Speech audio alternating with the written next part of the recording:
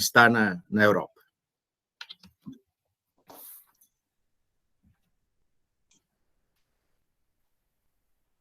Professor Luciano, com o senhor a palavra. Bom dia a todos.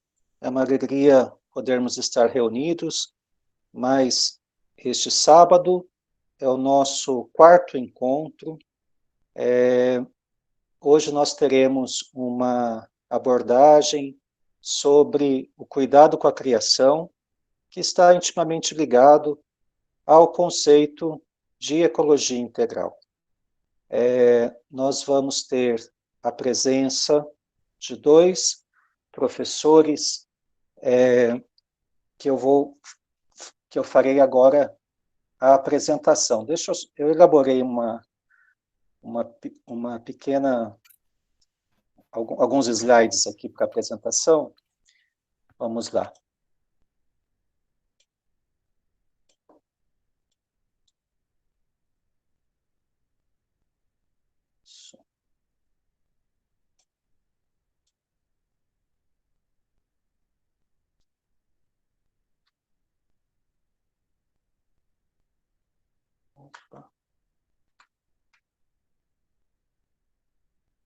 Bom, então nós teremos hoje, né, nosso quarto encontro, como já foi dito.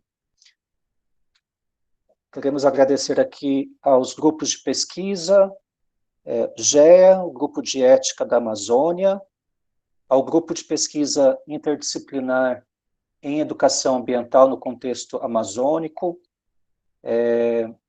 que pertence à UNIR, ao Grupo de Pesquisa TCTECLAI, Teoria Crítica e Teorias Críticas Latino-Americanas, da USF, a qual pertenço, e o professor Ivan também, e ao Grupo de Pesquisa Movimento, Sabedoria, Ideias e Comunhão, o Grupo Mosaico, da Universidade Federal de Lavras. Então, a todos, nosso muito obrigado a estes grupos, e também estamos abertos a outras parcerias. Então, quem quiser somar conosco, pesquisadores que também pertencem a outros grupos de pesquisa, o apoio aos nossos encontros são muito bem-vindos. Então, nós hoje teremos, o nosso tema é Ecologia Integral e o Cuidado com a Criação, e o nosso primeiro palestrante, conferencista de hoje, é o professor Ivan Durães. Ele tem pós-doutorado em Direito pela Universidade de Coimbra, pós-doutorado em Antropologia pela PUC São Paulo, pós-doutorado em Ciências da Religião pela Mackenzie, São Paulo, e está cursando, né, realizando seu pós-doutoramento em Educação pela USF, a Universidade de São Francisco, por meio do grupo de pesquisa TCTECLAI, Teoria Crítica e Teoria Críticas Latino-Americanas e Educação. Ele também é doutor e mestre em Direito, mestre em Ciências da Religião, bacharel em Direito, Filosofia e Teologia, e também autor de dezenas de livros nas áreas de Direito, Filosofia, Religião e Religião. Tem experiência docente na graduação, especialização, mestrado e doutorado em Direito. Também estará conosco hoje o professor Humberto Herrera Contreras. Ele é peruano, é filósofo e pedagogo, mestre em educação e atua na formação de professores e educadores sociais com ênfase na área socioambiental e também no desenvolvimento de virtudes ecológicas na perspectiva da agroecologia. Então, muito obrigado, professores Humberto e professores Ivan. É uma alegria poder contar com vocês conosco nessa manhã. Nós estamos num momento, né, muito importante da própria história da humanidade, né, para podermos falar aí dessa questão, dessa crise humana e que, em decorrência, nós temos essa crise ambiental que nós estamos vivendo.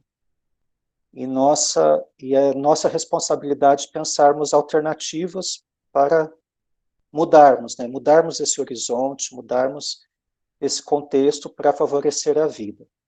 Então, tenho certeza que teremos uma manhã muito rica com a partilha de vocês, e sejam muito bem-vindos a essa nossa rede de filosofia ecológica integral. Também, para quem está chegando agora, né, um bom dia a todos. Nós estamos iniciando, então, o nosso encontro, e nós vamos começar com a fala, a partilha do professor Ivan Durães. Professor, deixa eu tirar aqui a minha apresentação.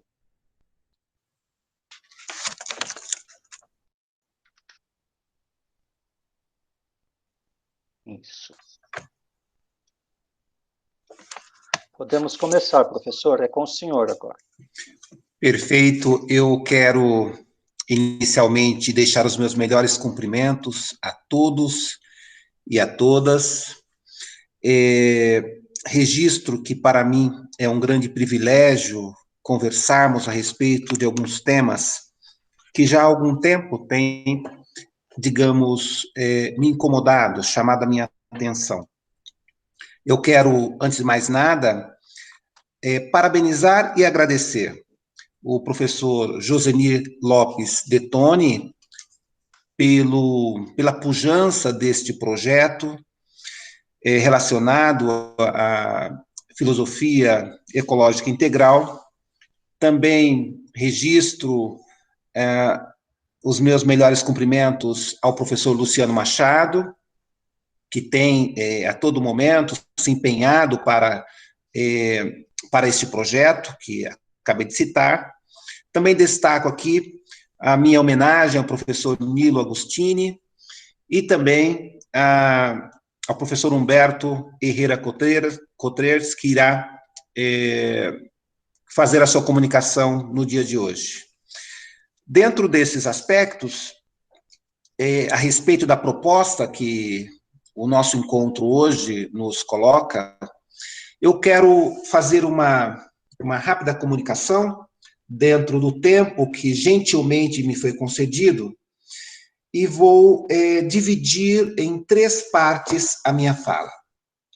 Num primeiro instante, já que vamos falar sobre o cuidado para com a criação, eu quero falar sobre alguns aspectos, breves sim, mas alguns aspectos de determinadas cosmogonias.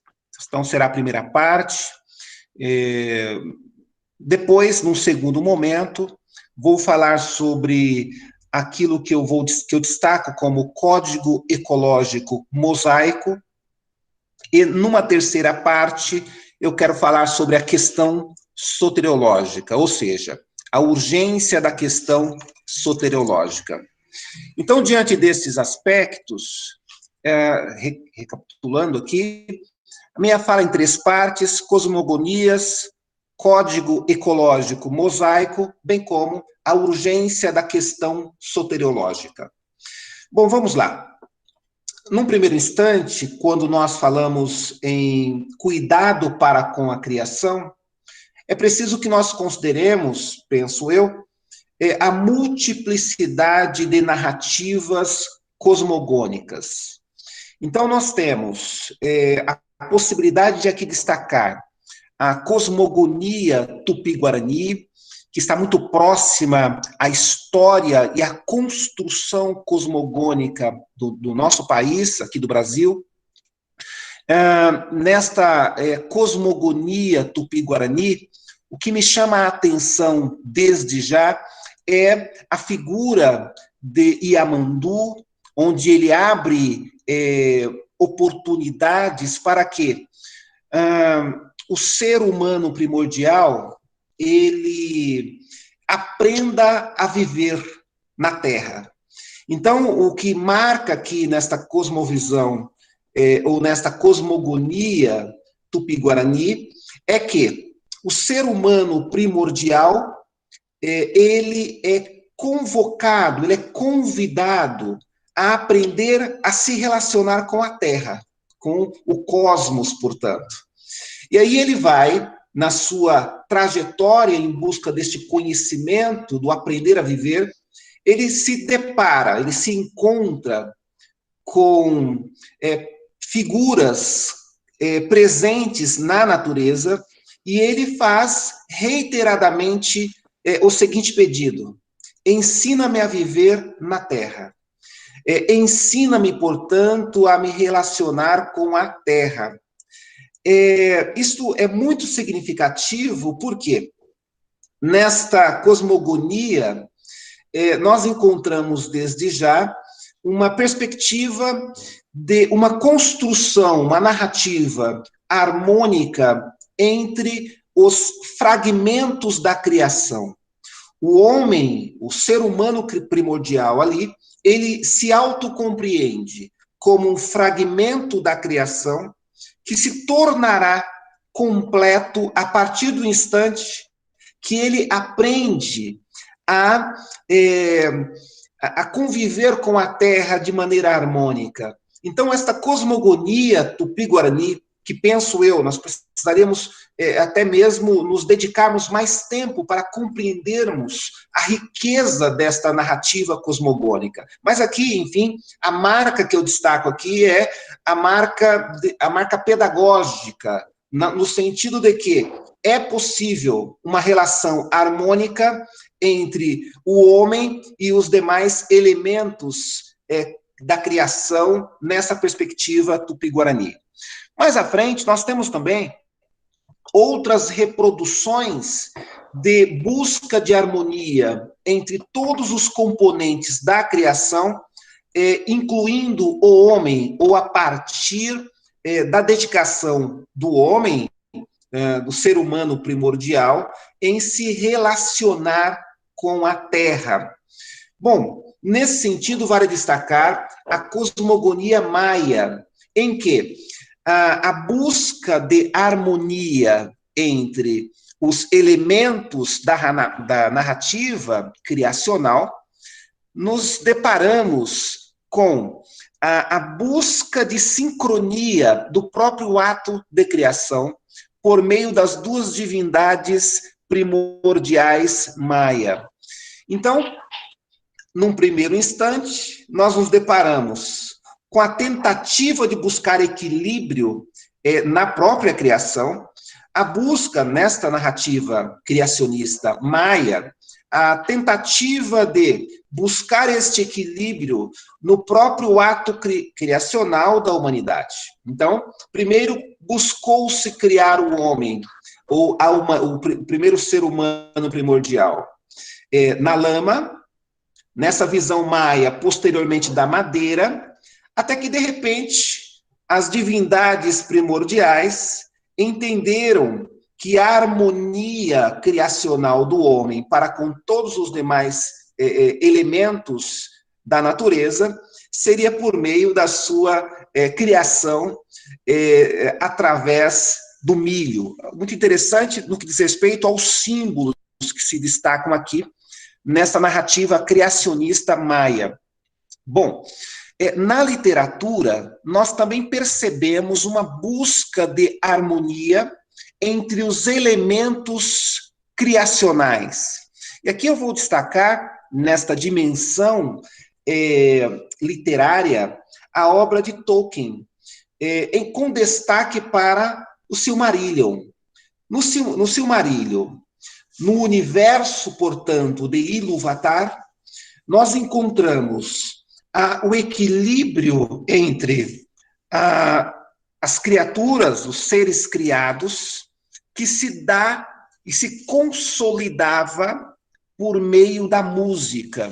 Então, nós temos aqui o elemento música, simbolizando o equilíbrio entre todas as partículas da criação, nesta obra fictícia, sim, mas com um poder simbólico muito expressivo de Tolkien em seu Silmarillion. Bom, mais à frente, aqui para finalizar essa primeira parte, nós encontramos uma pujança muito expressiva em Gênesis, no Bereshit, na tradição judaica, portanto, em que os atos criacionais também representam um sentido de equilíbrio.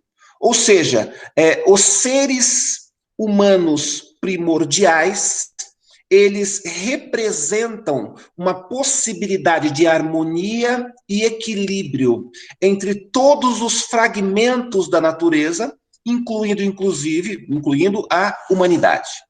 Então, em Gênesis, o que chama a atenção, inclusive, nesta proposta harmônica criacionista, é que os seres humanos primordiais, os primeiros pais, eles têm um mandato centrado no cuidado para com toda a criação. Então, a primeira comissão dos seres humanos primordiais, em Gênesis, diz respeito àquilo que se convencionou chamar de primeira comissão, em que o papel destes seres humanos é promover o cuidado e o cultivo para com a natureza. Então, esta é uma proposta mais expressiva que eu encontro aqui, já nessa primeira perspectiva, que muito influenciou o Ocidente. Ou seja, o livro de Gênesis, o Bereshit, que influenciou de maneira bastante acentuada a ideia de que os seres humanos são, na verdade, mordomos, são aqueles que devem desenvolver o papel de cuidado para com toda a natureza dentro desta perspectiva da primeira comissão. Um pouquinho mais à frente, desde logo, vale aqui ainda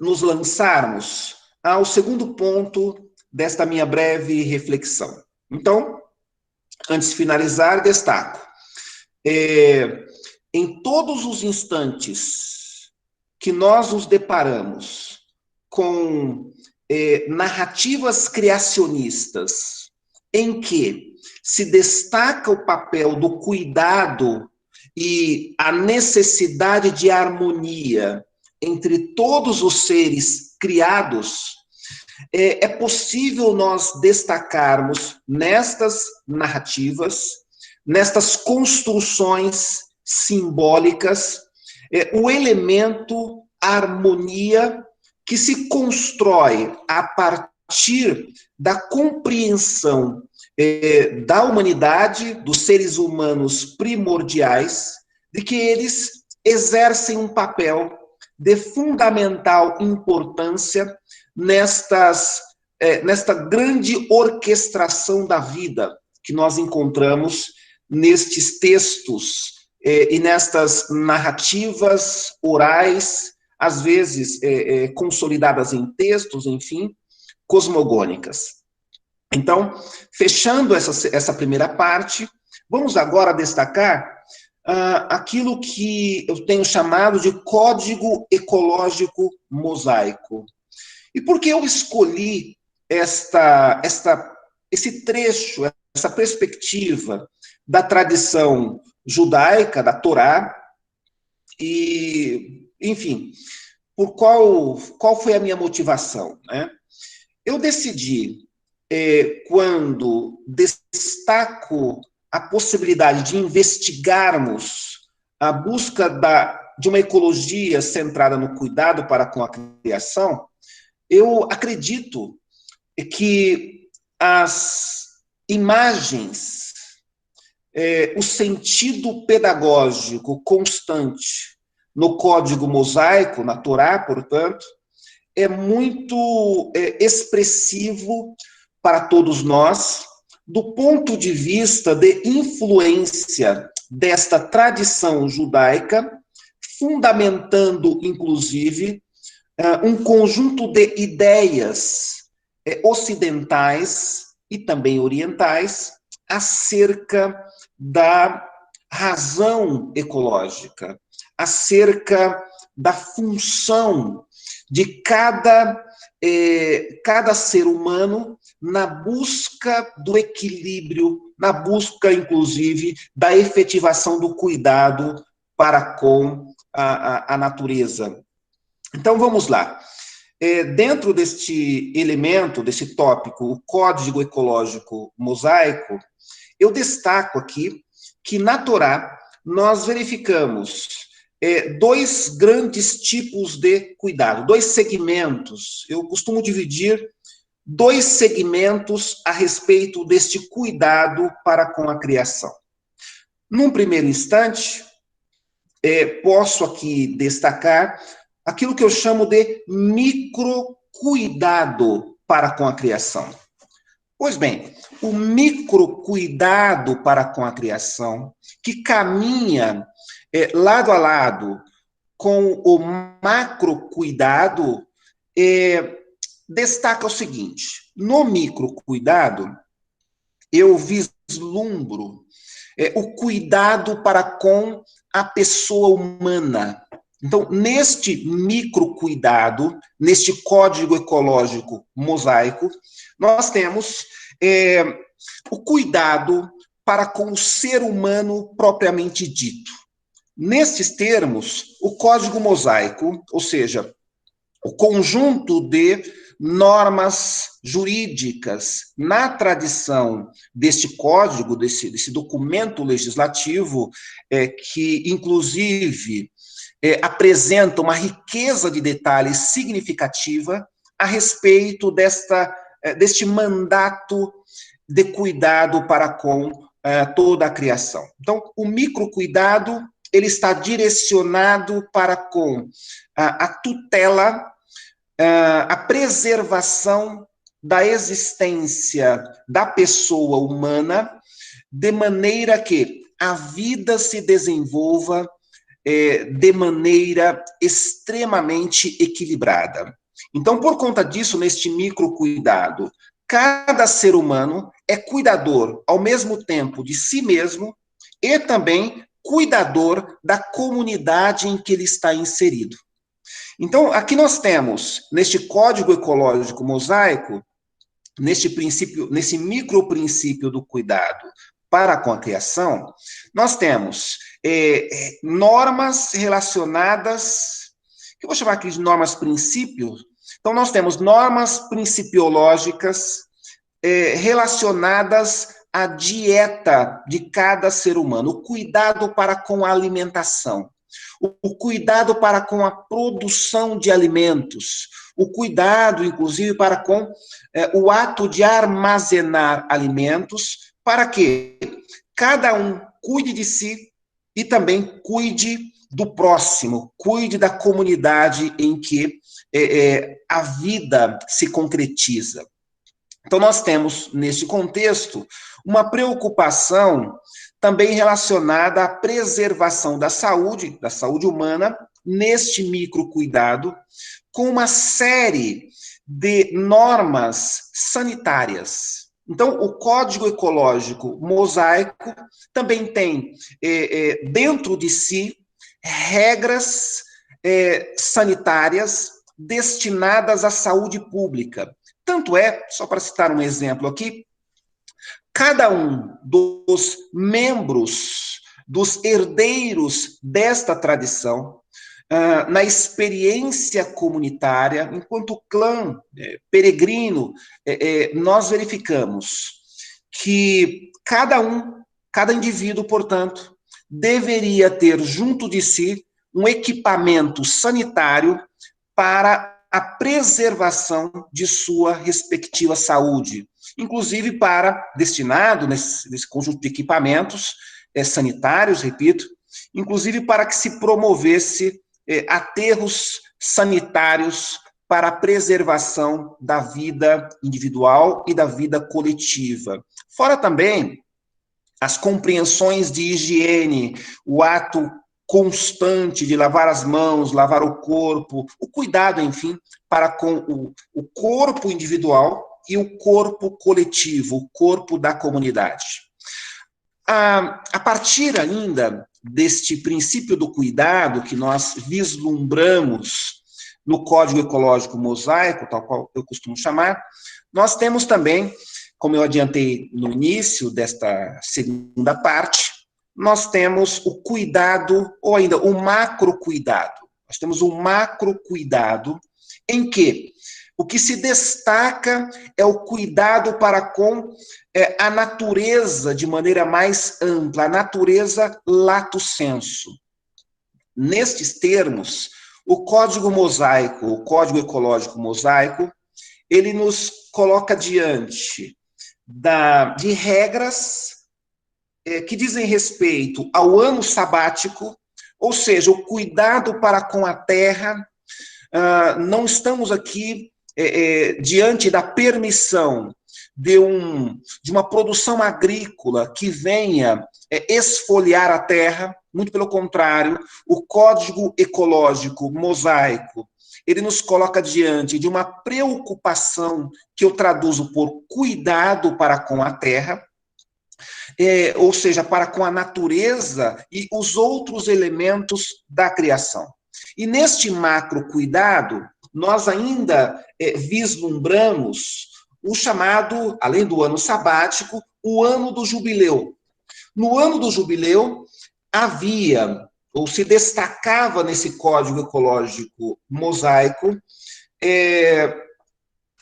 a orientação de que a justiça social, ela fazia parte da própria preservação de todos os elementos da natureza. Todos os componentes que faziam parte dessa estrutura macro, ela era reconfigurada, reconsiderada, no sentido de que havia um princípio fixo nesse Código Ecológico Mosaico de que, sem justiça social, não é possível uma existência ecologicamente equilibrada.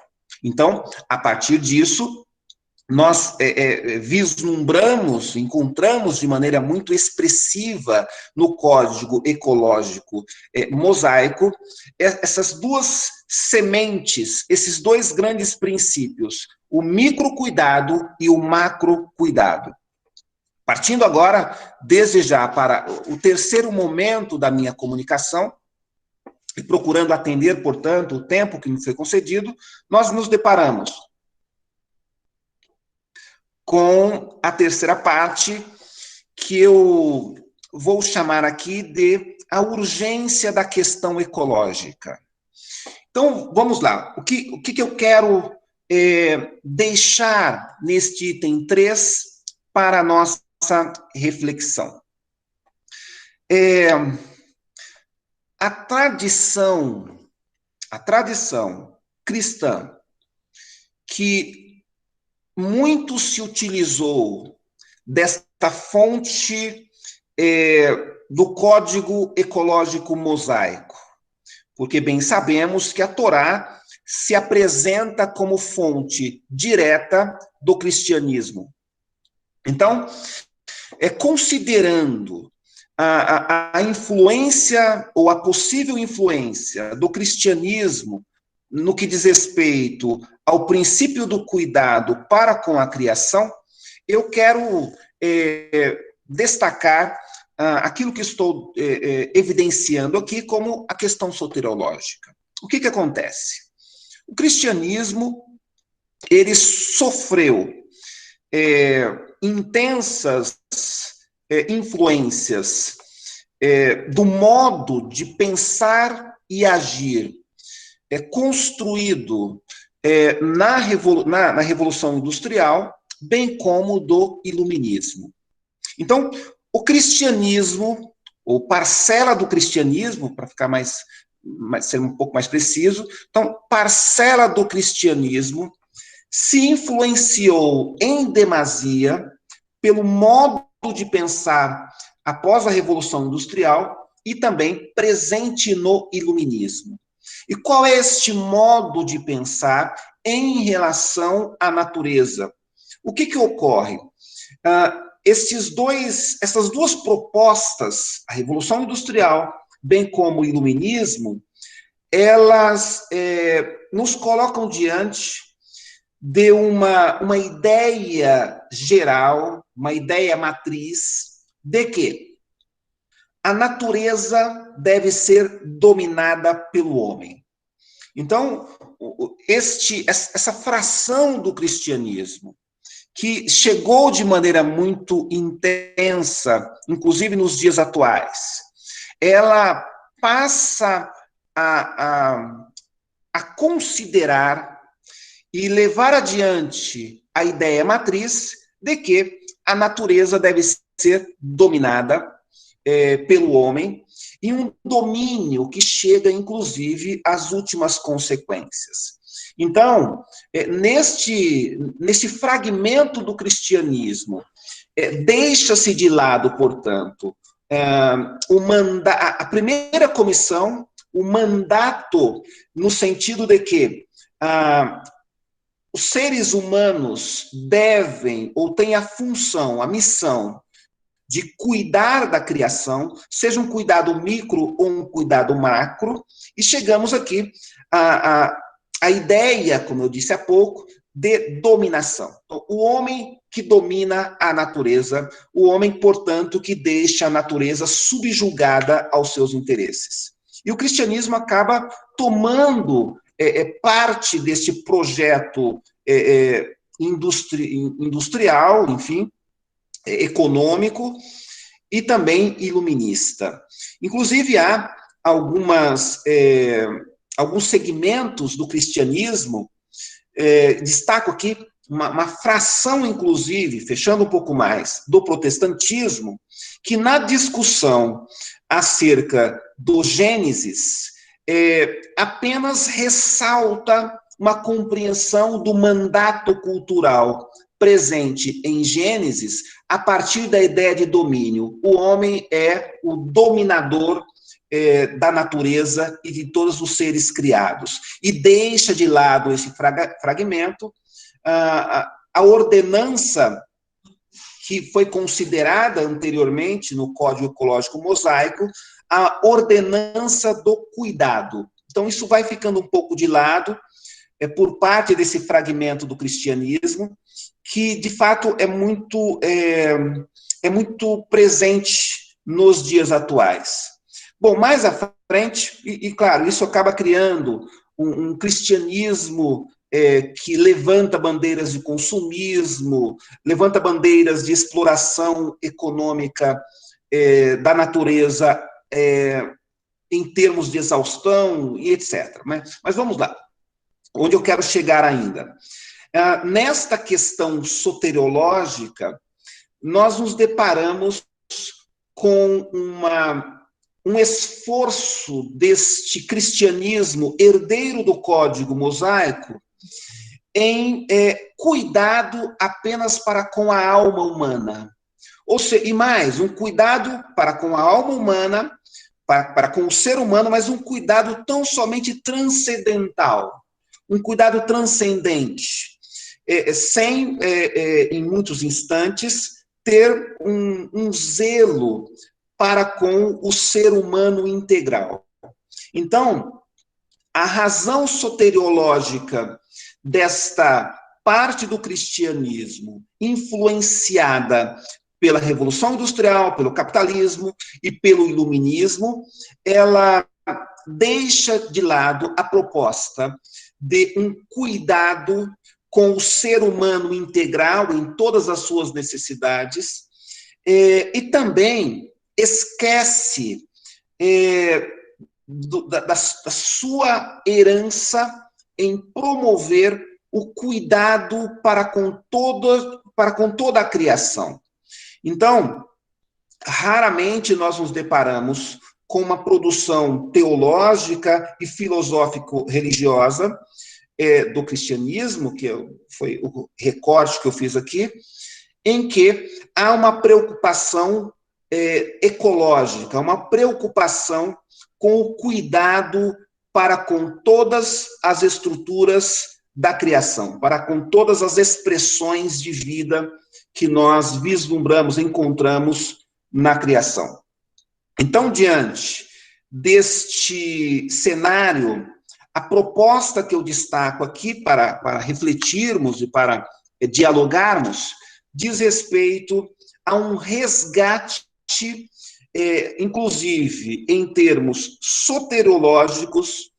Em quais termos? A expressão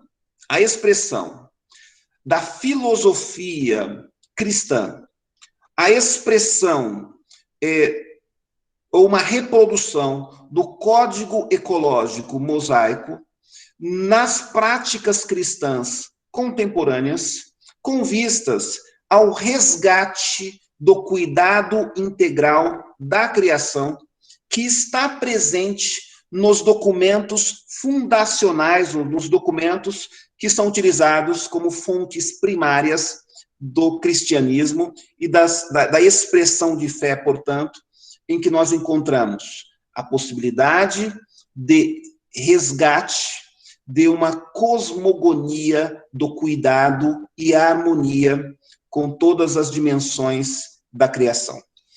Caríssimos, com esses apontamentos, e aqui atento ao tempo que me foi, repito, generosamente concedido, eu finalizo esses apontamentos primeiros, esses apontamentos em que tenho interesse, de certa forma, de provocar aqui, quem sabe, uma mudança para a atuação e compreensão soteriológica, em que a Terra também geme, a natureza também está carente de um cuidado, está carente, portanto, da nossa atuação para a preservação, chegando aí ao cuidado integral da criação. É isso aí, caríssimos, muito obrigado a todos, e estou aberto para dialogarmos e continuarmos o diálogo a respeito desses tópicos. Muito obrigado. Muito obrigado, professor Ivan. Estou vendo aqui os parabéns dos nossos ouvintes. Fico muito feliz com a contribuição do senhor e principalmente aí com o resgate das várias tradições religiosas para pensarmos como que nós, nós humanos, podemos pensar a religião como inspiradora para o nosso cuidado com o meio ambiente, o cuidado com a criação. Então, muito obrigado pela sua colocação.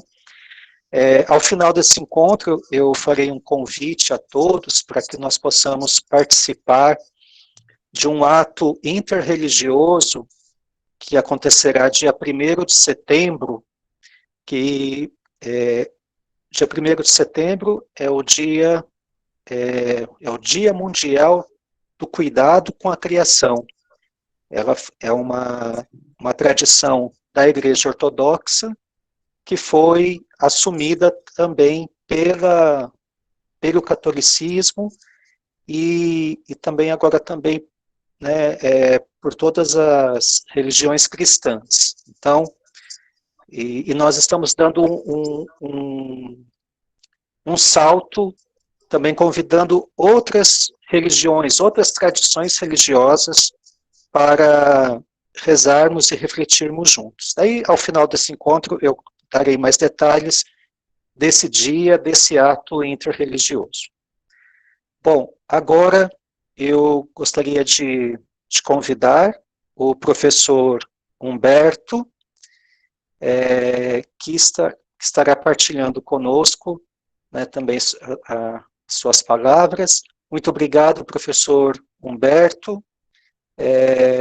O senhor pode dar início Inclusive, o senhor vai colocar uma apresentação, né? Mas se o senhor quiser antes também se apresentar, apesar que eu já fiz essa apresentação no início, mas pode ser que tenha pessoas que tenham chegado depois, né, dessa primeira apresentação inicial.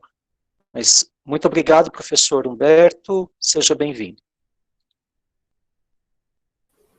Muito obrigado, professor Luciano. Também agradeço muito ao professor Josenir, que me fez o convite de participar da rede, mas também deste momento para partilhar um pouco da experiência.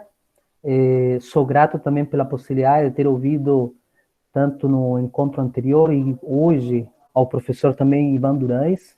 Penso que é uma reflexão muito bonita e cheia de significado neste processo formativo de compartilhamento em relação à filosofia ecológica integral.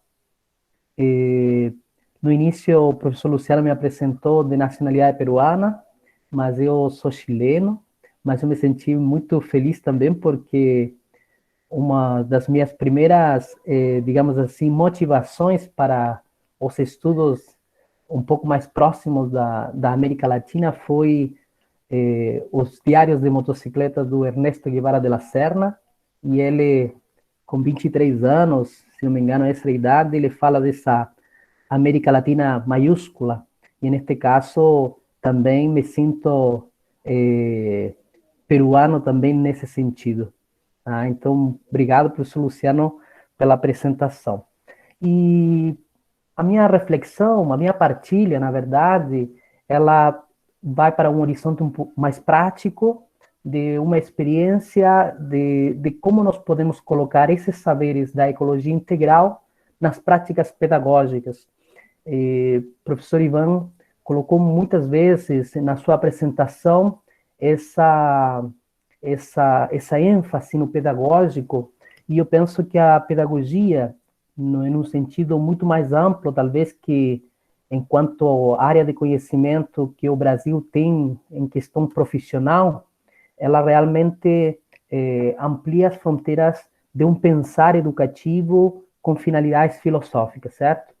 Então, eu preparei uma apresentação para vocês, depois fica à disposição. É uma apresentação, eu diria assim, muito simples, mas que, para mim, ela representa muitos significados de como podemos levar esta discussão para o universo da criança. Tá? Então, vou compartilhar com vocês aqui, se vocês pudessem só me confirmar se a tela está certinho, que daí eu faço o início. Tudo certo, professor. Perfeito, então.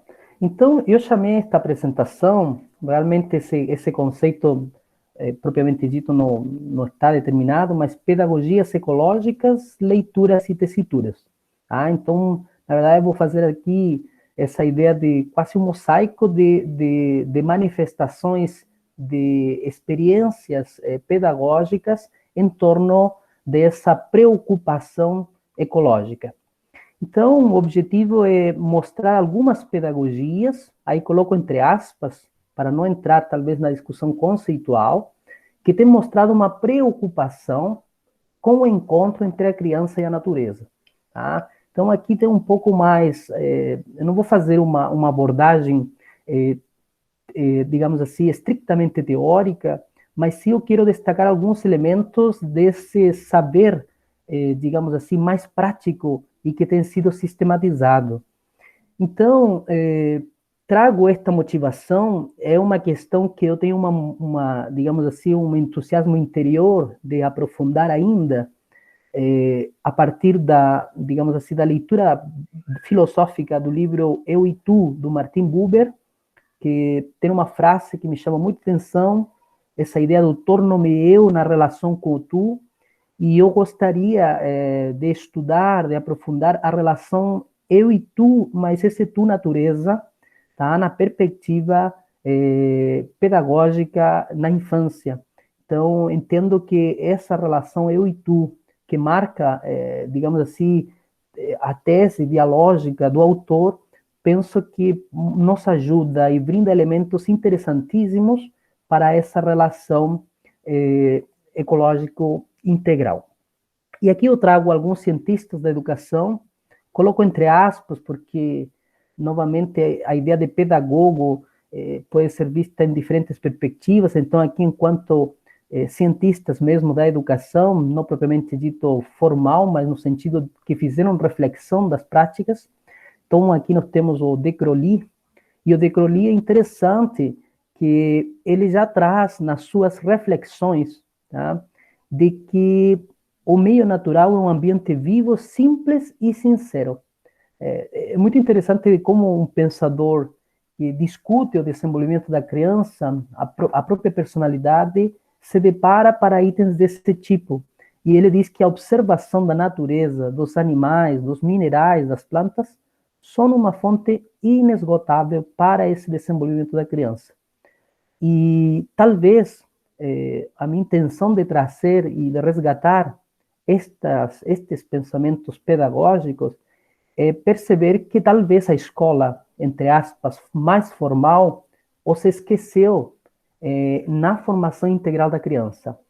O Freinet, digamos assim, um pensador de alto nível mundial, inovador, ele trouxe a ideia da aula, da experiência de descobertas, ou a aula passeio, que também foi compreendida dessa forma, e aí eu destaquei o sair, fazendo quase um paralelo com essa ideia da igreja em saída, mas também aqui a escola em saída, que se abre também para esses elementos, para esse ambiente em sentido maior.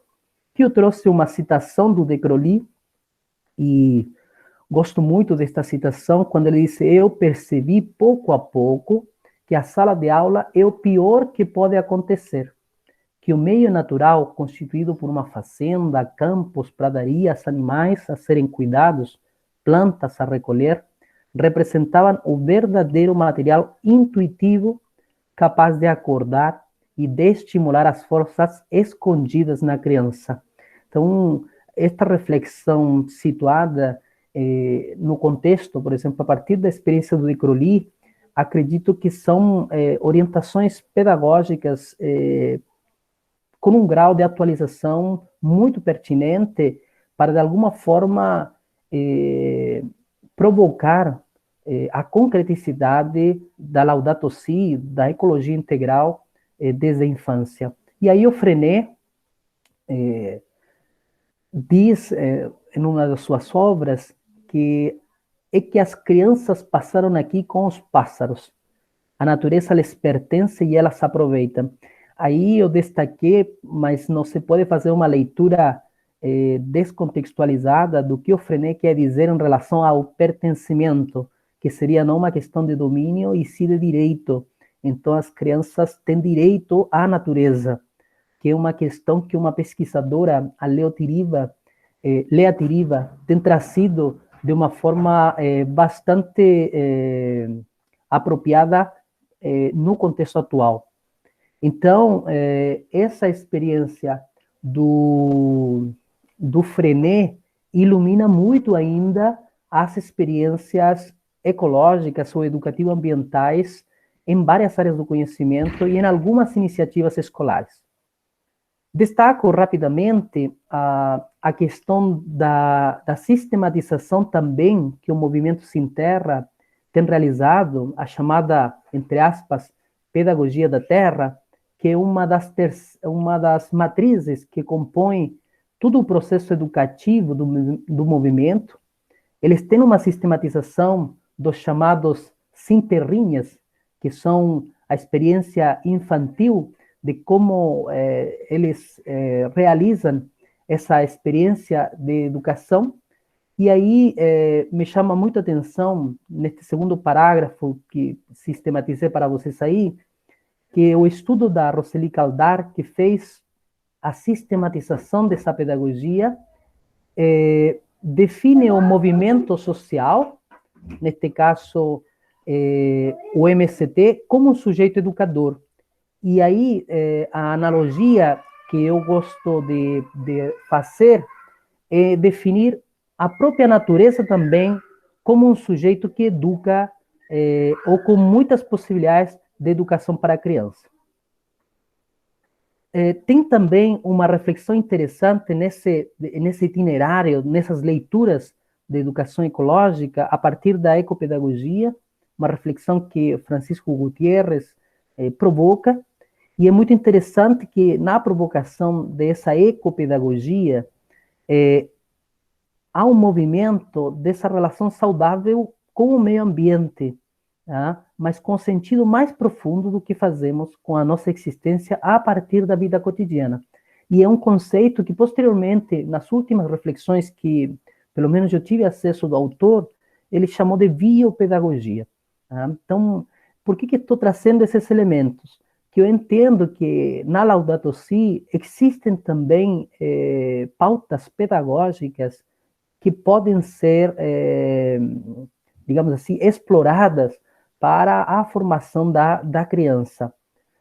O livro clássico do Leonardo Boff, mas chama atenção para essa ideia do saber cuidar, e aí o saber cuidar, quando a gente olha para Laudato Si, nós vemos o cuidado como categoria principal. Então, essa ideia do sabor de cuidar, nessa perspectiva também de cidadania planetária. E aí, o Papa Francisco, quando sistematiza a partir desse saber, mas também na originalidade do pontificado, esse cuidado da casa comum. E aí, o capítulo-chave na Laudato Si, educação e espiritualidade ecológicas.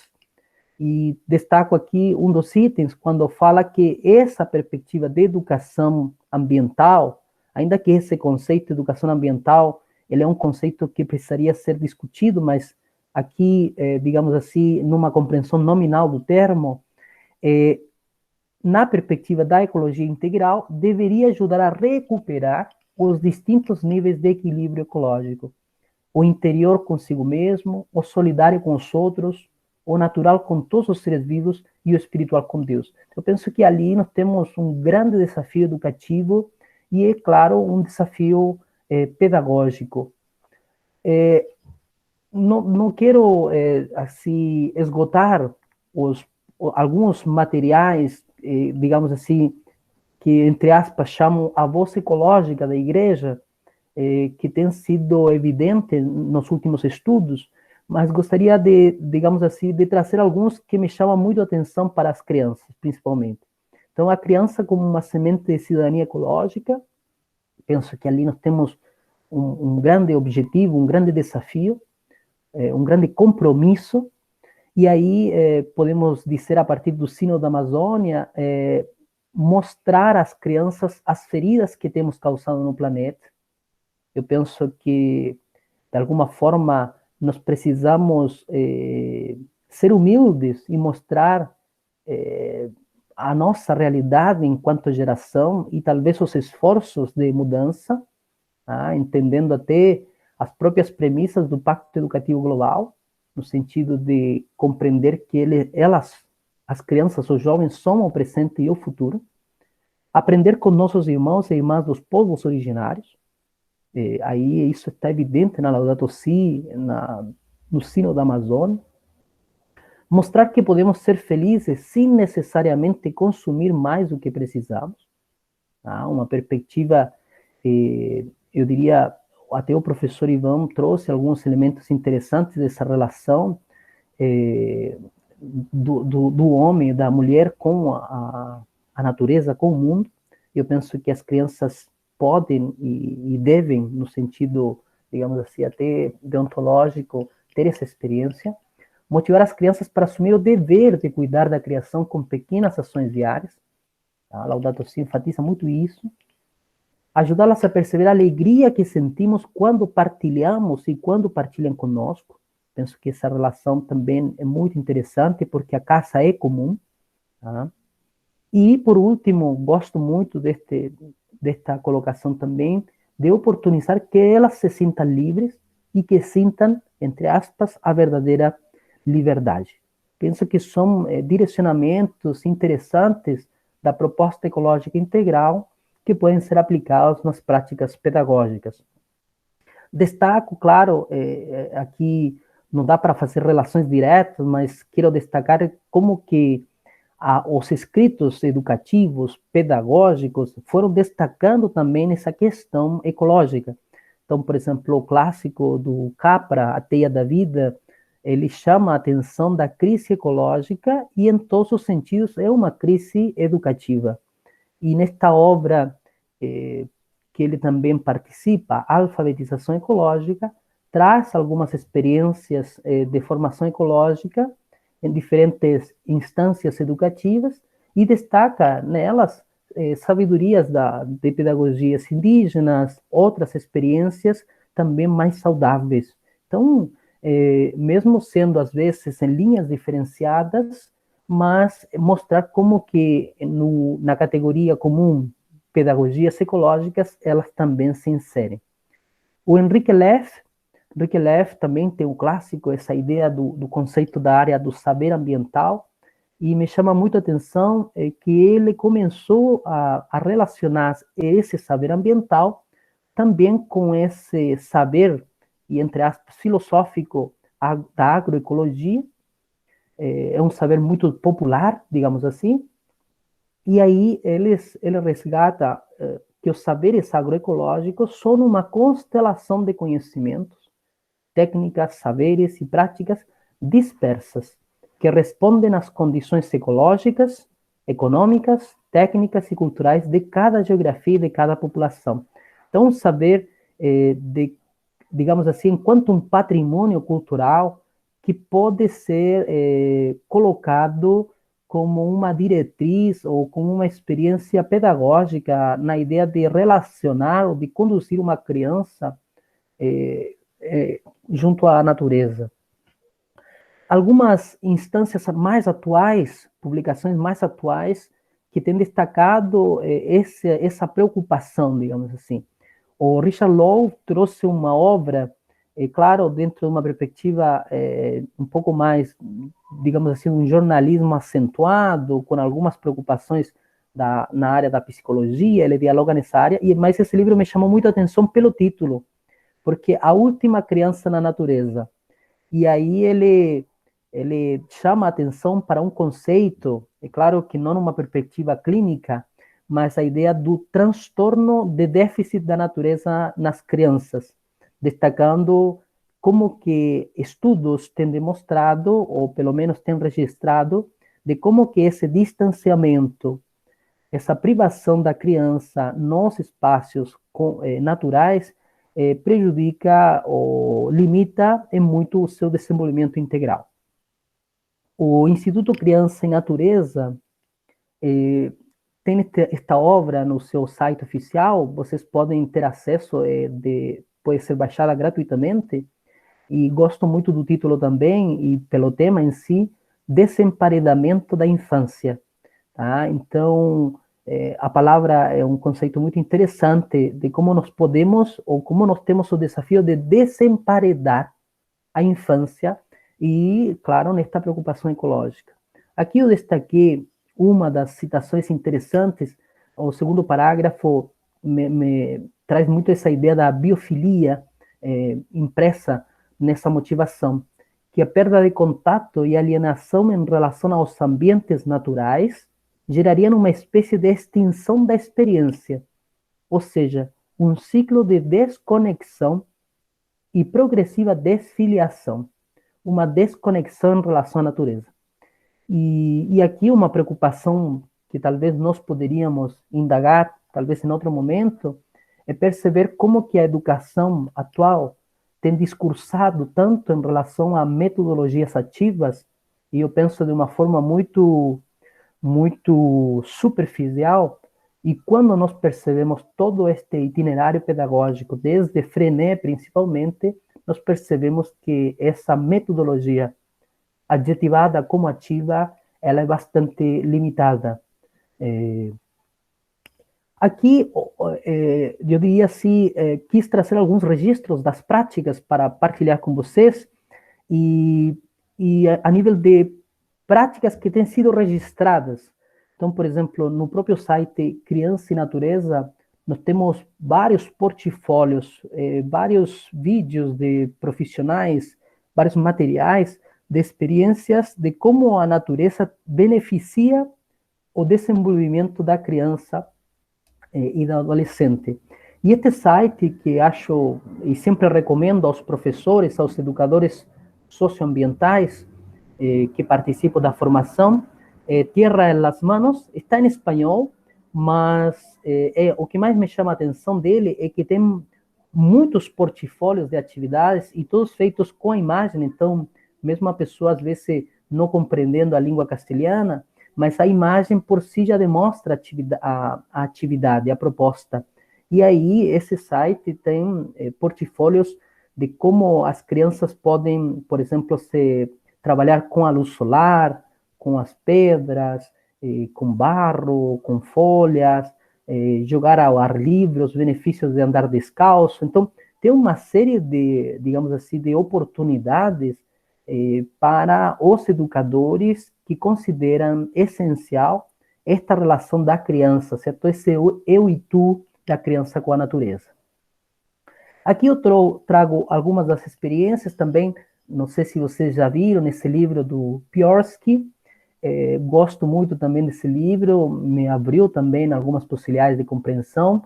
Ele faz uma reflexão muito interessante a partir da filosofia para chegar à sistematização do próprio livro. Então, veja que interessante, é Brinquedos do Chão, mas ele tem uma concepção filosófica. Daí eu penso que a rede me motiva muito para isso. A rede, como que a filosofia tem algo a nos dizer, algo a nos motivar.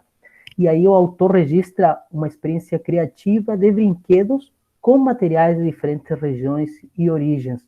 E aí até o milho e várias atividades a partir do milho estão registradas nesse material. Aqui, na imagem central, é uma experiência em uma das ONGs que eu participo como voluntário. Nós chamamos essa dinâmica bolinhas de semente. Então, é a partir de sementes nativas, tá, que comunidades indígenas, de alguma forma, socializaram, as chamadas sementes crioulas. Então, primeiramente, as crianças buscam essas sementes nativas, percebem como que elas foram cuidadas nesse processo, digamos assim, dessas comunidades. Daí eles colocam um adubo natural, misturam com terra e água, colocam a semente nessa bolinha, e aí jogam essa bolinha nas áreas devastadas. Então, é uma forma lúdica, mas de fazer um processo realmente extremamente significativo. E aí vocês têm uma imagem de um CD, é um CD com material didático, digamos assim, a partir de músicas, são várias músicas, e esse CD foi feito nessa instituição. Então, ele é um CD original, de criação das próprias crianças a partir das experiências que elas tiveram com a natureza na perspectiva da agroecologia. Então, esse CD, eu participei do processo principalmente didático, de compreensão e de sistematização desses saberes que elas, durante 4 anos aproximadamente, sistematizaram por meio também da arte musical. E o CD se chama Filhos da Mãe Terra.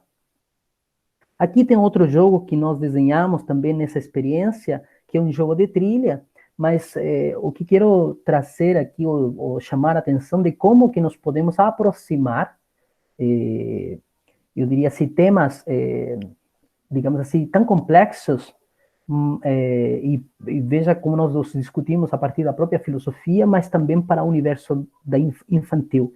Então, ali é o convite, e com certeza vocês já viram, em muitos lugares do mundo, do Brasil, essa experiência de crianças guardiães mirins de sementes crioulas. Então, o jogo mostra esse itinerário de como se tornar um guardião, quais são as características dessa missão, desse compromisso de ser também cuidadores. E essas fotografias que vocês veem no fundo são fotografias dessas experiências que as próprias crianças realizaram nas suas experiências. Então, por exemplo, não sei se vocês conseguem apreciar aqui essa imagem. Esta imagem celebrou o carnaval a partir dessa experiência mais natural, digamos assim, com a natureza. Então, e por aí vai, outras questões. E aí, para ir concluindo a minha fala, e também ser fiel ao tempo que me foi concedido, eu penso que a grande missão, além de talvez registrar essas sistematizações, como que essas pedagogias, como que nós podemos aproximar esses saberes pedagógicos das escolas. É claro que as escolas têm um papel muito importante na formação da criança. Então, como que nós podemos integrar ao currículo, assim como a própria Laudato Si diz, reordenar os itinerários pedagógicos. Então, como que nós podemos integrar estas pautas que nós consideramos fundamentais na formação da criança e do adolescente? E aí temos sistematizações muito interessantes. Aqui eu fiz uma tradução um pouco mais livre de estudos tanto da Europa quanto da América Latina em relação à agroecologia escolar, tá? Em como aproximar esses saberes da agroecologia para o espaço da escola. E aí eu sistematizei 3, talvez, recomendações ou 3 motivações desses saberes agroecológicos aplicados a esse entorno da escola. Então, as pedagogias agroecológicas recomendam que se prioricem os entornos naturais como cenários educativos, motivando a naturalização dos entornos escolares, incluindo nas suas instalações elementos não artificiais que favoreçam a interação das crianças com o meio natural. Parece algo tão simples, mas a própria Leatiriva tem um estudo em relação ao direito da criança ao meio ambiente, ao meio natural, e ela fez uma avaliação de centros de educação infantil, e ela percebeu que boa parte deles não tinham espaços naturais para potencializar ou garantir esse direito às crianças. Então, penso que nos ajuda a nós, digamos assim, a repensar essas propostas, esses ambientes.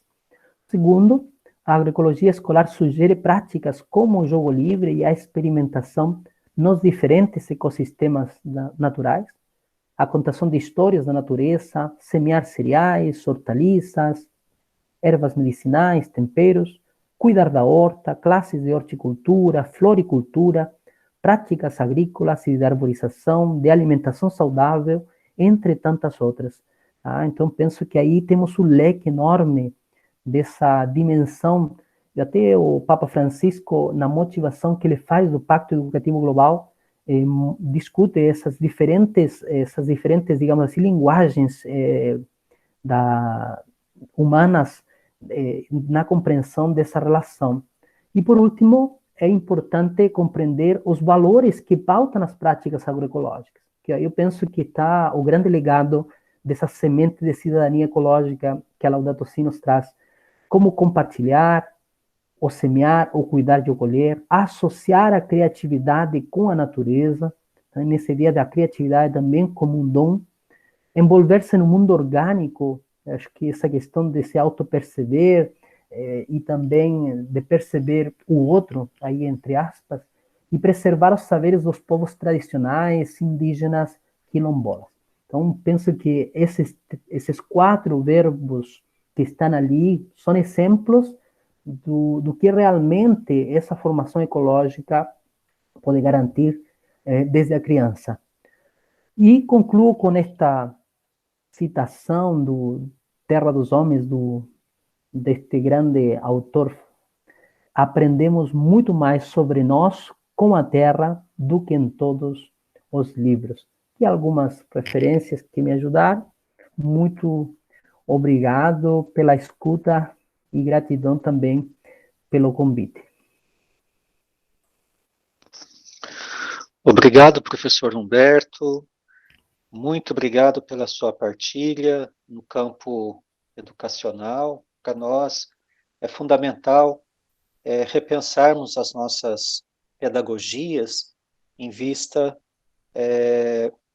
da ecologia integral, né? Que nós possamos dialogar as nossas práticas, né, enquanto professores, com o conceito de ecologia integral, com aquilo que o Papa Francisco coloca na Laudato Si. Então, muito obrigado pela sua partilha.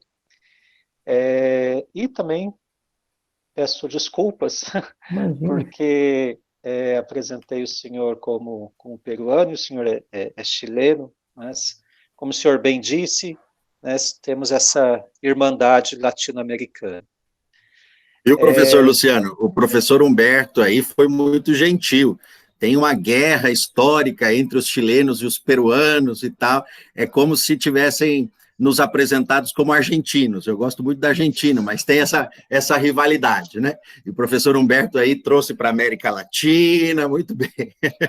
Desculpa aí, viu, professor Humberto? Eu comentei com o professor Luciano que o senhor era peruano e acabou que ele o apresentou dessa forma. Professor Luciano, peço a licença para falar bem rapidinho. Quero agradecer com muita alegria aí a participação de hoje do professor Ivan, no primeiro momento. Não sei se o professor Ivan ainda está na sala. Não consigo vê-lo aqui. Deixa eu ver se o professor Ivan está por aqui. Ele disse que teria que sair. Enfim, professor Ivan, com uma excelente participação hoje, uma abordagem intercultural, né? Com um currículo ofensivo, viu, professor? 3 graduações, 2, 3 mestrados, doutorado ele já não conta mais, pós-doutorado toda semana sai um. Desculpa a brincadeira, mas parabéns aí pela trajetória acadêmica, né? Isso muito nos inspira.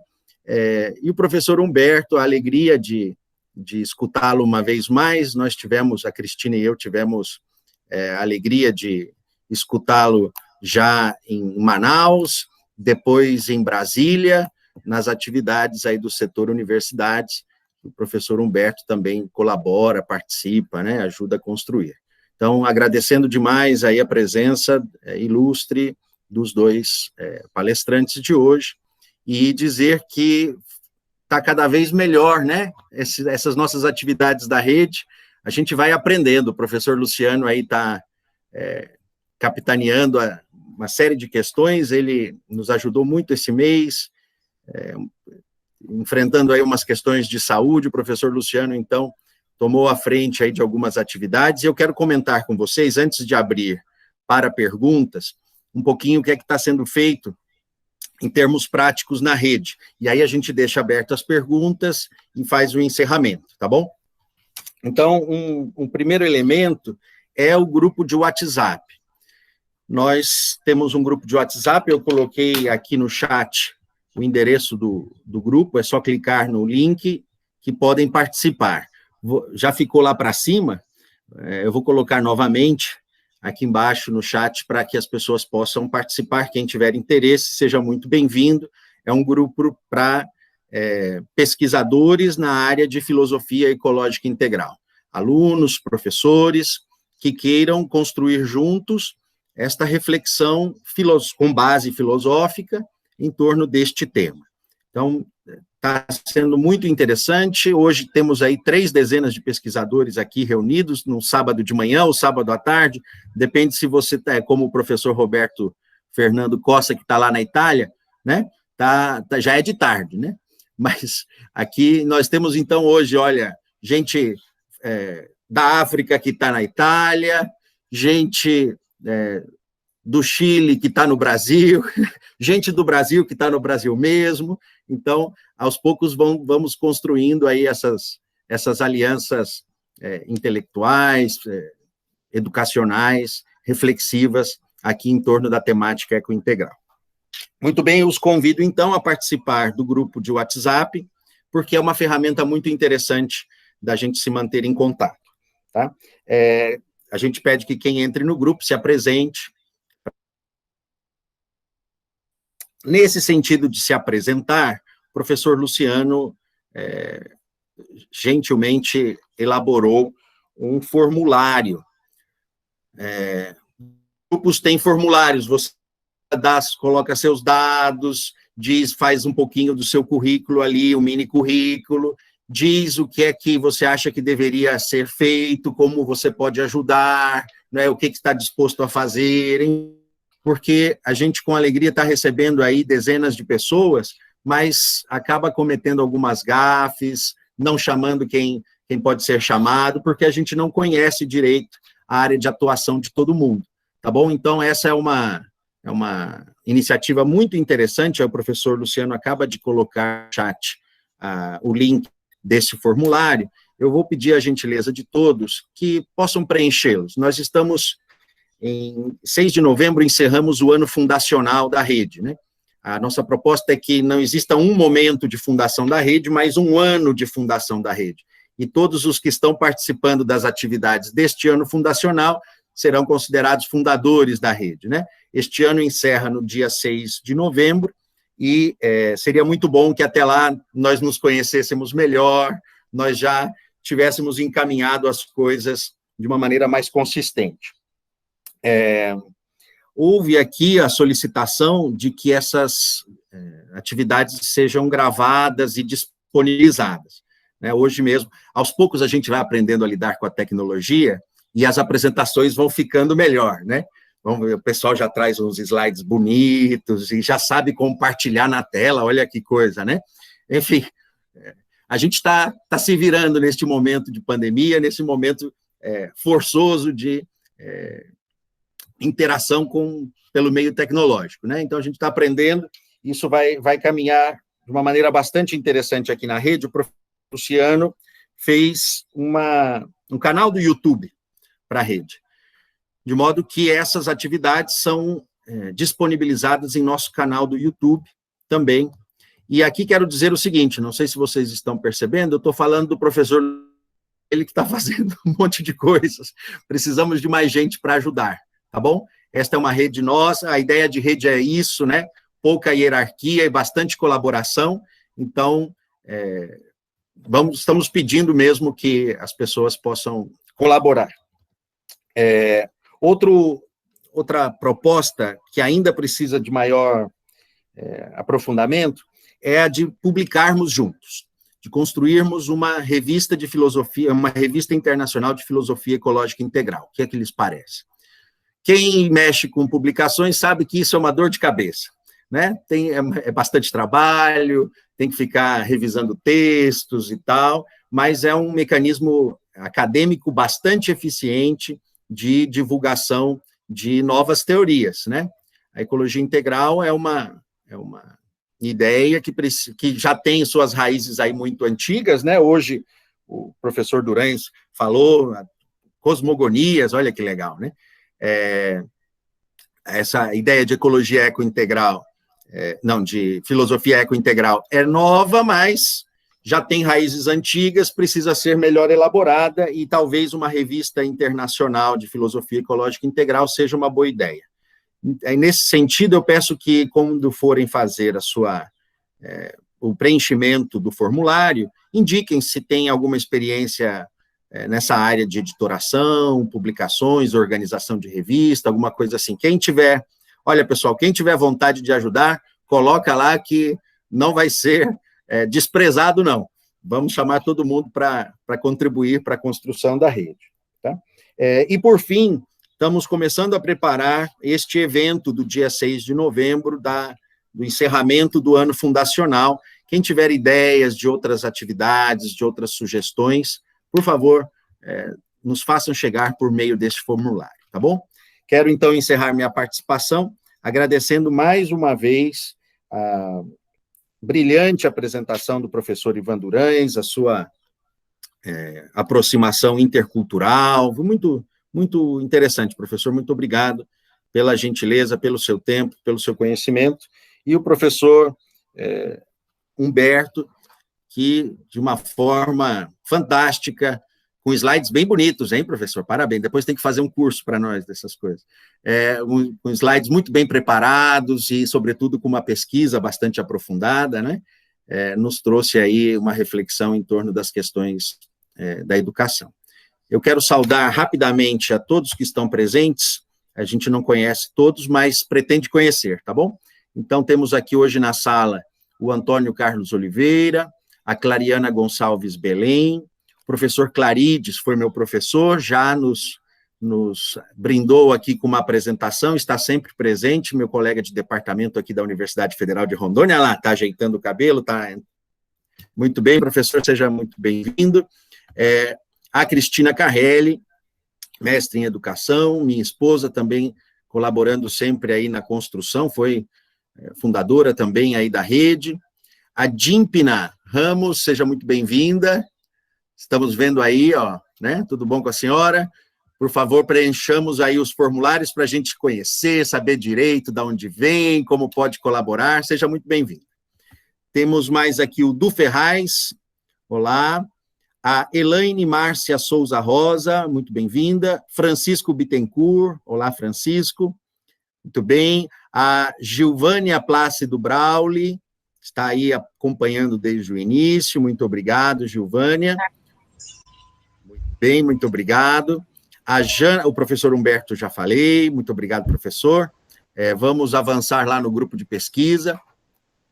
A Jana Carvalho, o Jefferson Moreira, que também tem colaborado aí, o professor Luciano falou que vai entrar em contato, viu, Jefferson, para pedir mais ajuda aí nas nossas atividades. Então, obrigado pela presença. A Jéssica Carrelli, formada em Direito aqui em Porto Velho, também participando. A Laís Reis de Castro, olá, Laís. Leonardo Brandalize, meu orientando do mestrado, que está aí também participando, vocês sabem, né, nessa trajetória de mestrado e doutorado, a gente tem que ralar. O Luciano também está aí no doutorado, está ralando, né? Então, saudações, Leonardo. Força, nada de fim de semana, vai estudar. Brincadeira, brincadeira.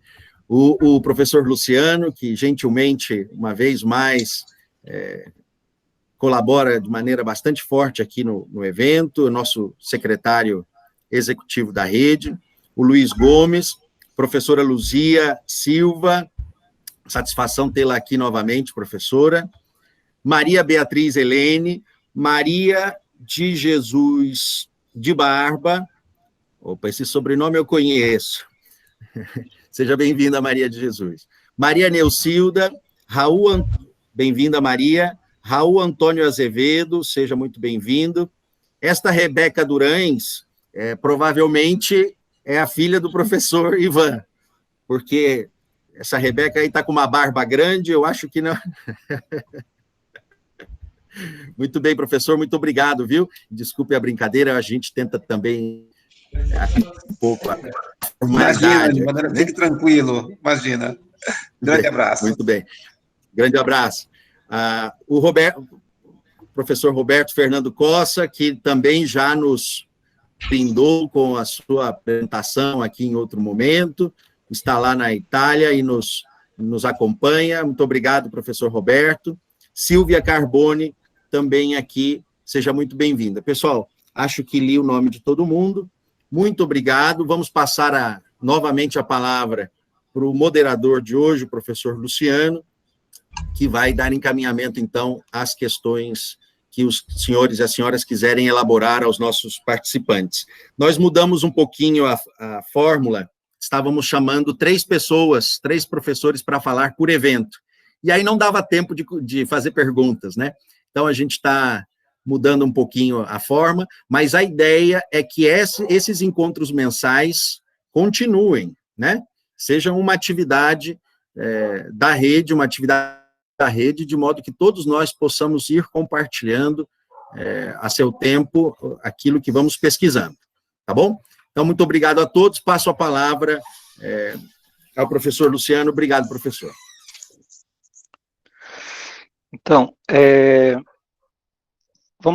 queria aproveitar esse momento, então, de avisos, para também convidá-los a participar de um ato interreligioso pelo Dia Mundial de Oração pelo Cuidado com a Criação. Então, só contextualizando, né, esse Dia Mundial de Oração, ele é uma iniciativa, né, original da Igreja Ortodoxa, né, da Igreja Católica Ortodoxa, e ela foi adotada também pelo Papa Francisco como um dia de oração também para os católicos, né? E existe um movimento organizado pelo movimento ecumênico que se chama Tempo da Criação, que é um período, né, que começa nesse dia, o dia 1º de setembro, e se estende até o dia 4 de outubro. Né? E o Papa Francisco coloca, né, convida a todos para um período de oração mais intensa e também de ação, em benefício da casa comum. Né? E para nós, então, celebrarmos, né, o começo desse período, nós, Comissão Socioambiental da Diocese de São José dos Campos, que é um grupo, né, de leigos aqui da Diocese onde eu participo, nós,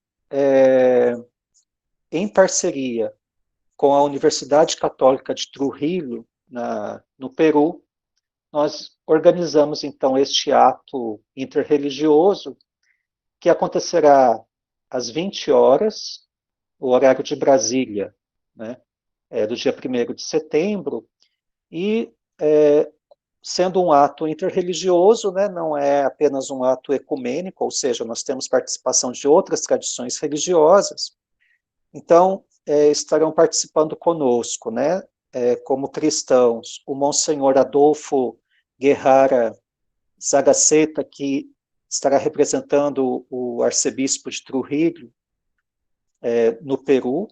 Né?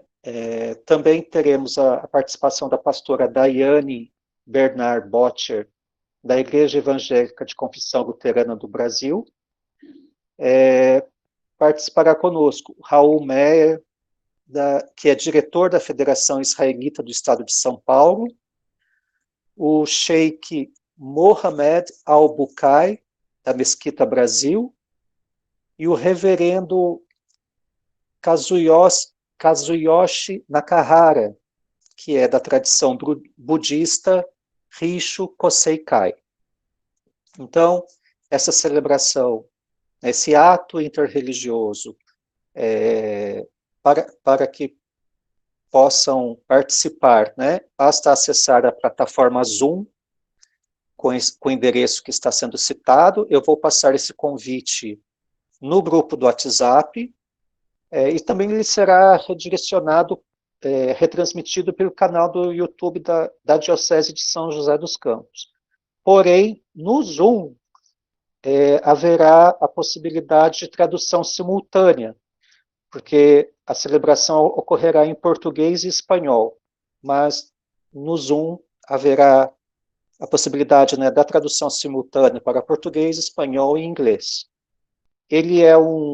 Esse ato, ele está sendo apoiado pelo Movimento Focolares, pelo Movimento Católico Global pelo Clima, né, e pelas Pastorais Ambientais do Brasil. Então, será um prazer poder tê-los conosco nesse dia, onde também nós estaremos lançando a versão em espanhol da cartilha Cuidando da Casa Comum, que é um suplemento educativo lançado pela Diocese de São José dos Campos, mas agora em parceria com o Peru, nós não houve apenas a tradução para o espanhol, mas também para a realidade peruana.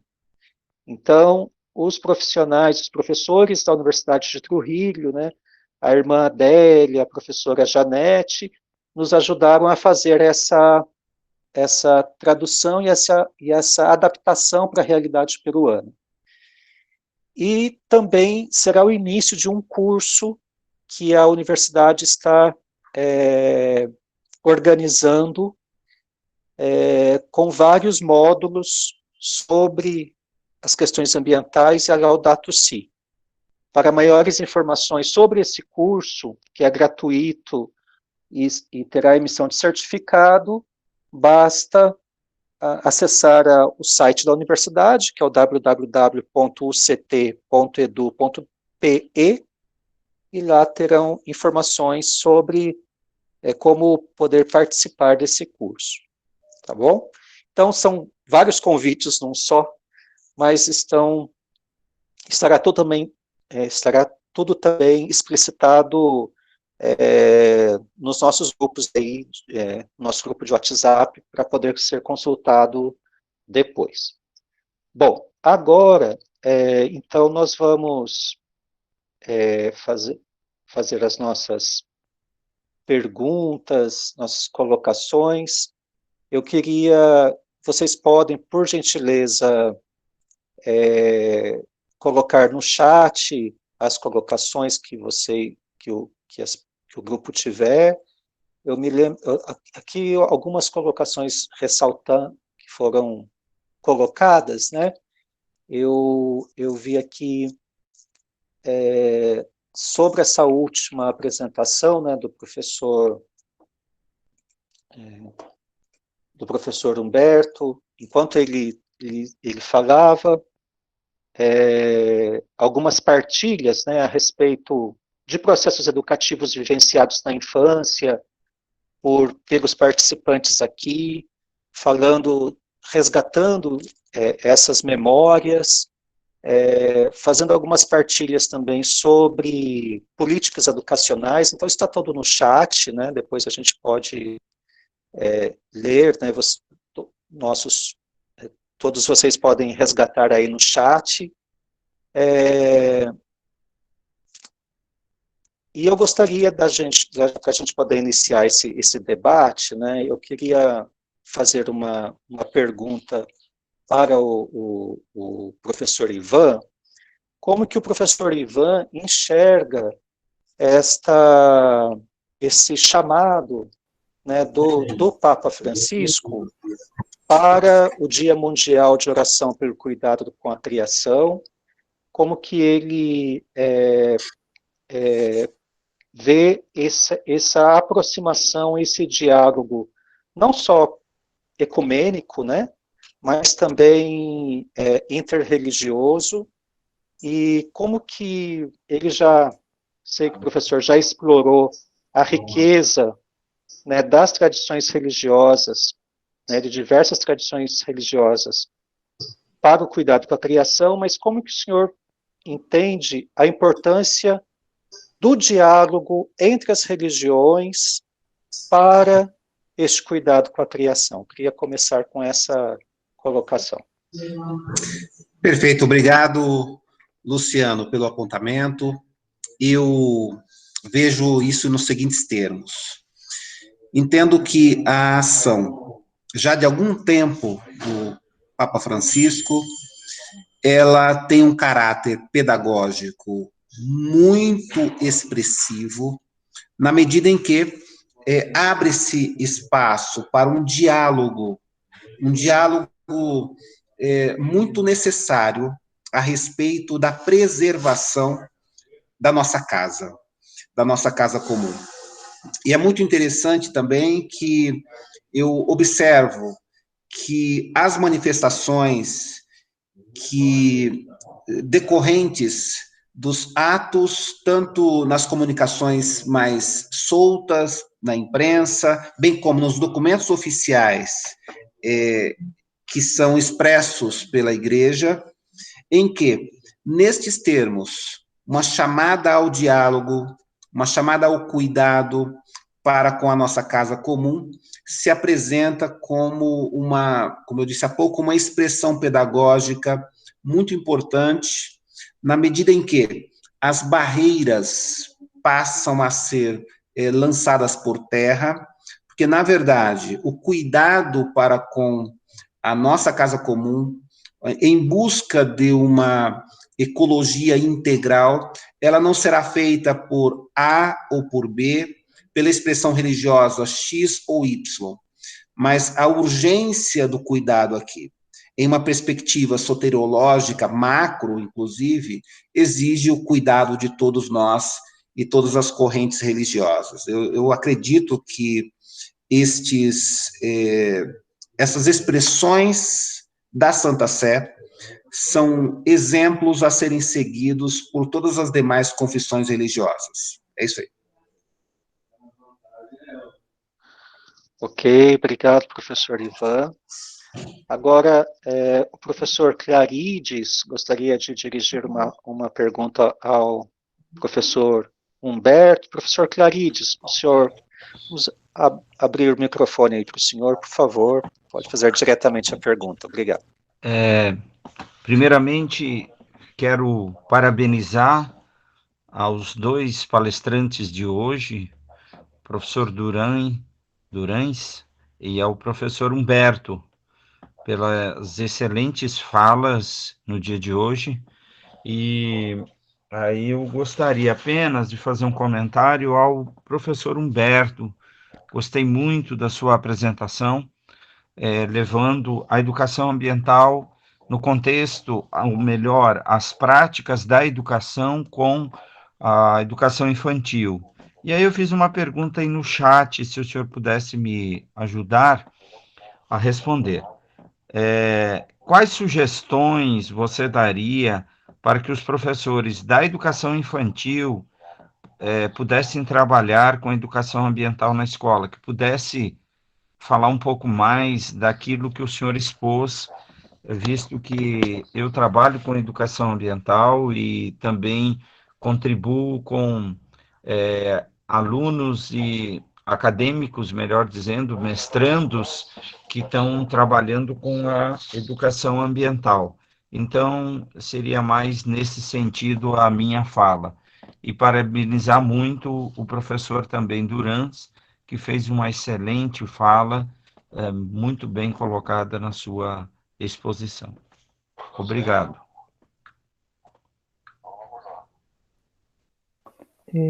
Professor Clarides, acredito que a questão que você traz, a ideia de quais as sugestões, eu daria principalmente as sugestões de sensibilizar aos professores sobre esses aspectos, digamos assim, pedagógico-ecológicos, aqueles principalmente que nós socializamos na apresentação, no sentido de ajudá-los a perceber o significado que oportunizar experiências de interação da criança com a natureza provocam na criança, no seu desenvolvimento integral. E se formos levar para uma questão mais prática, esse site, até depois eu posto aqui no chat já na sequência, esse site Tierra en las Manos tem portfólios riquíssimos de atividades práticas, onde explicam para os professores, por exemplo, como em um dia de chuva, os professores da educação infantil podem aproveitar a chuva como uma experiência de interação com a natureza. E são portfólios com mais de 70, digamos assim, atividades que já foram aplicadas e que por meio das imagens você consegue colocar. E eu não apresentei hoje, mas posso te enviar aqui no chat também, uma relação, e às vezes até na escola, quando já aconteceu comigo, eu quis apresentar esta questão, e aí a BNCC aparece também como um determinante de como que nós podemos dialogar com esse currículo formal. E eu separei da própria BNCC elementos que já estão nos campos de experiência, atrelados à formação da criança, relativo a estes aspectos que nós estamos colocando aqui. Eu já envio aqui no chat para você e para o grupo. Obrigado, professor. Tá bom, meus irmãos. Então, vamos nessa, que eu já... Muito obrigado, professor Humberto. Temos uma pergunta do professor Alípio Gomes, do grupo Praxis, da UFOPA. Se o próprio professor quiser fazer a pergunta diretamente, ou então também eu posso lê-la sem problemas. Bom, eu vou fazer diretamente a pergunta, então. Professor, eu acho que é para o professor Ivan. A Igreja Católica e as cartas episcopais têm uma significativa preocupação com as questões ecológicas.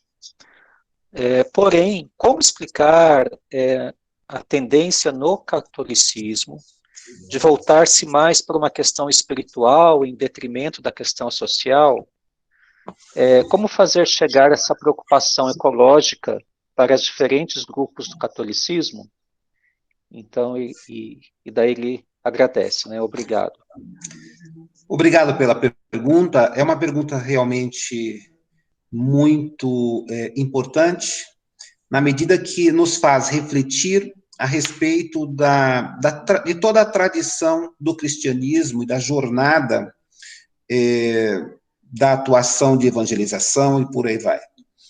O que acontece? Eu, inclusive, incluo na minha fala o protestantismo, seja o protestantismo histórico, bem como o protestantismo a posteriori, vindo, portanto, aí em várias outras gerações da Reforma. O que acontece? Na minha visão, na minha leitura, o cristianismo, em dado momento, em decorrência de uma aproximação mais intensa com o iluminismo, a influência do iluminismo, o cristianismo passa a observar tão somente a alma humana. Ou seja, o que eu quero dizer com isso? Certas correntes do cristianismo deixaram de lado a necessidade de se resgatar o homem em sua integridade e também o homem em sua relação com a natureza.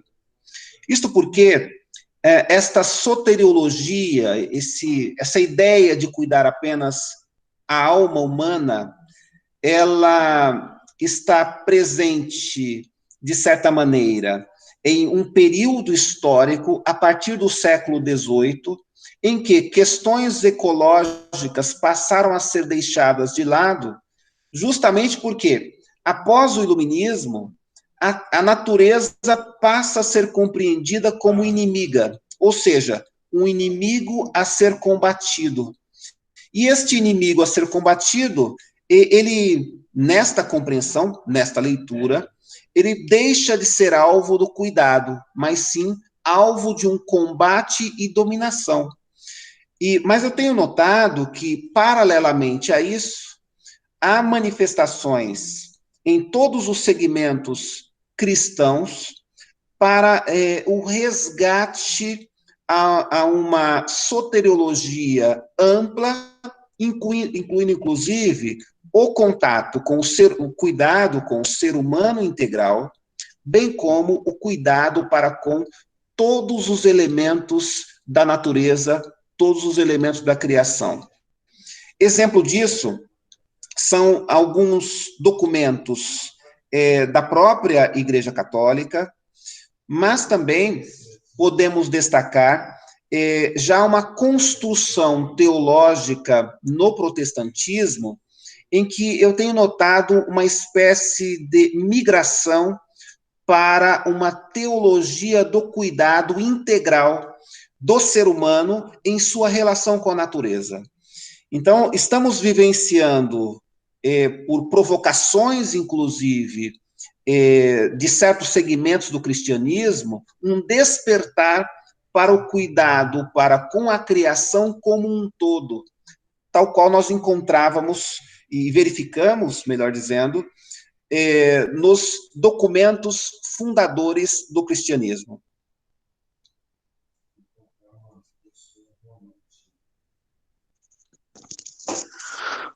Ok, professor, muito obrigado pelas suas considerações. Professor Joseni, o senhor gostaria de também fazer algum comentário, alguma pergunta a respeito das colocações dos professores? Como nós estamos já nos encaminhando para o encerramento, e os que estão participando pela primeira vez talvez não tenham ainda essa prática, né? Nós normalmente nos esforçamos para começar aqui em Rondônia às 9 e encerrar às 11, em Brasília às 10 e encerrar aí ao meio-dia, e na Itália das 3 às 5 da tarde, né? Então faltam alguns minutinhos. Essa é uma metodologia interessante, porque a gente pode se planejar, se organizar, não é? Participar com tranquilidade e depois ir para outras atividades. Então, eu utilizo esse tempo, professor Luciano, para ir fazendo minhas considerações finais também, agradecendo muito mesmo a participação dos nossos conferencistas, professor Ivan e professor Humberto. Como disse, cada vez mais ficamos animados com o andamento da rede, né? Porque novas pessoas vão chegando, colaborando, né, socializando suas reflexões, e isso vai tornando a rede cada vez mais forte, e, sobretudo, isso que é o importante, né? Vai nos ajudando a disseminar reflexões filosóficas em torno do tema da ecologia integral, algo muito importante para a nossa sociedade neste momento. Então, às vezes, a gente que fica no mundo acadêmico acaba se ressentindo um pouco, né, de tanto estudo e esse estudo não chega, não tem impacto na sociedade, né? Não, parece que o conhecimento não sai de dentro da sala de aula ou dos gabinetes de pesquisa. E essas iniciativas de nos unirmos em torno de um tema, em torno de uma causa, muito me alegra, porque a gente vê que isso auxilia no impacto social desse tema, né? Então, muito obrigado aos nossos conferencistas. Certamente a participação está começando, não está terminando, né? A ideia da rede é continuar. Então, tem espaço para todo mundo, a gente precisa se organizar em eixos também, né? Por exemplo, um eixo de filosofia de educação ecointegral, né? Eixos antropológicos, enfim, vários, a discussão em torno da ética, né? Essa é a minha área, e hoje aí o cuidado, o tema do cuidado, proposto, um tema que tem um lastro bastante grande na literatura filosófica e no campo da ética. Então, estou muito satisfeito, muito obrigado a todos, pedindo sempre desculpas àqueles que não puderam participar hoje pela limitação da tecnologia, né? Não dá para a gente abrir espaço para todo mundo ao mesmo tempo, mas saibam que são todos muito valiosos aqui na rede, e todos terão espaço para compartilhar ao longo dos próximos meses, compartilhar seu trabalho. Agradeço de maneira especial ao professor Luciano, e, mais uma vez, encerro convidando a todos a participar do grupo de WhatsApp, a conferir aí as outras reuniões que já estão no canal do YouTube da rede, né? Inclusive essas de hoje vão ser disponibilizadas lá no nosso canal do YouTube, e, sobretudo, a preencherem o formulário, dizendo da onde são, o que é que fazem e como podem colaborar, tá bom? Muito obrigado a todos, passo a palavra novamente ao nosso moderador, fiquem todos com Deus.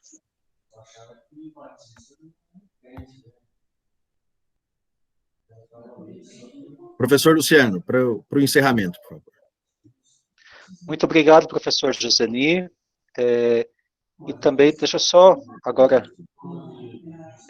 eu poder aparecer um pouquinho aqui também.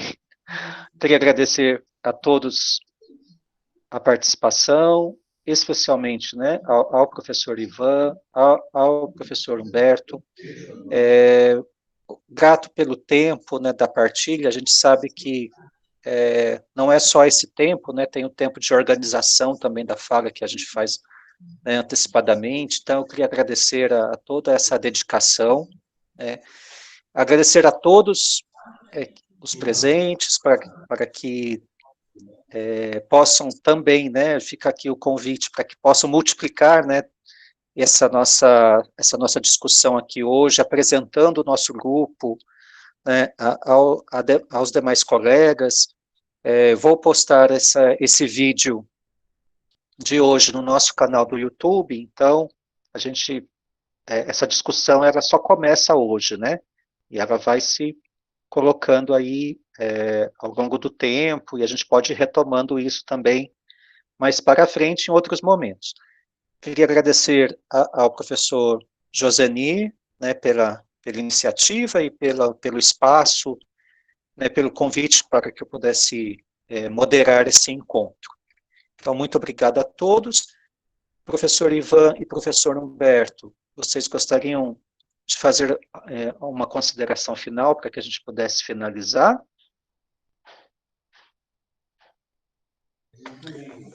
Professor Luciano, professor Joseni, professor Humberto e demais pesquisadores presentes, eu quero tão somente agradecer o privilégio de compartilhar estes aspectos da minha reflexão nesses últimos anos, e espero, de fato, que nós nos reencontremos mais e mais vezes com projetos tão substanciais quanto este aqui, de nos comunicarmos, de trocarmos ideias. É um privilégio, é um grande privilégio espaços como esses.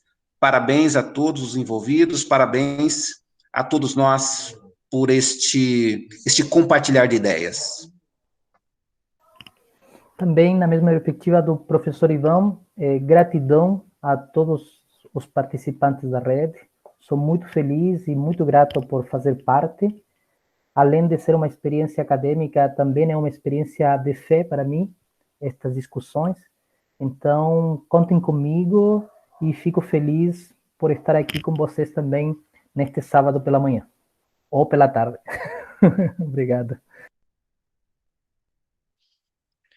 Obrigado, professores. Obrigado a todos.